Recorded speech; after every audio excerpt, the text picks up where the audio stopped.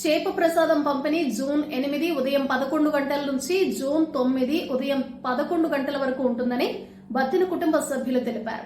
హైదరాబాద్ లో నిర్వహించిన మీడియా సమావేశంలో వారు మాట్లాడారు. నాంపల్లి ఎగ్జిబిషన్ గ్రౌండ్ లో పంపిణీ ఉంటుందని తెలిపారు.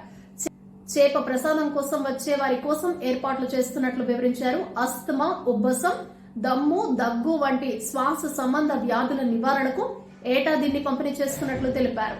ఇక్కడి చేప ప్రసాదం తింటే ఆరోగ్యానికి మంచిదని పలువురి నమ్మకం.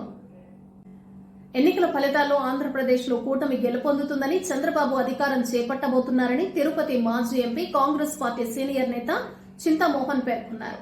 ఆయన ఆదివారం ఇక్కడ ఏపీ భవన్ లో విలేకరులతో మాట్లాడారు. ఏపీ సీఎం జగన్, ప్రధాని మోడీ వ్యతిరేక పవనాలు స్పష్టంగా కనిపించాయన్నారు. చంద్రబాబు భాజపాతో పొత్తు పెట్టుకోవడం వల్ల కొన్ని అసెంబ్లీ సీట్లు తగ్గుతాయన్నారు. లేదంటే 150కి పైగా వచ్చేవన్నారు. ఆంధ్రప్రదేశ్ లో జరిగిన ఎన్నికల్లో వైకాపాకు ఘోర పరాజయం ఎదురు కాబోతోందని ప్రముఖ రాజకీయ వ్యూహకర్త ప్రశాంత్ కిషోర్ మరోసారి స్పష్టం చేశారు.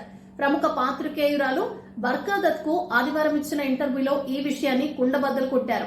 జగన్మోహన్ రెడ్డి చెబుతున్నట్లుగానే రాహుల్ గాంధీ, తేజస్వి యాదవ్, అమిత్ షా కూడా చెప్తున్నారని, 10 ఏళ్లుగా ఎన్నికల క్షేత్రంలో పనిచేస్తున్న తనకు ఫలితాలకు ముందే ఓటమిని అంగీకరించేవారు ఎవరూ కనిపించలేదని పేర్కొన్నారు.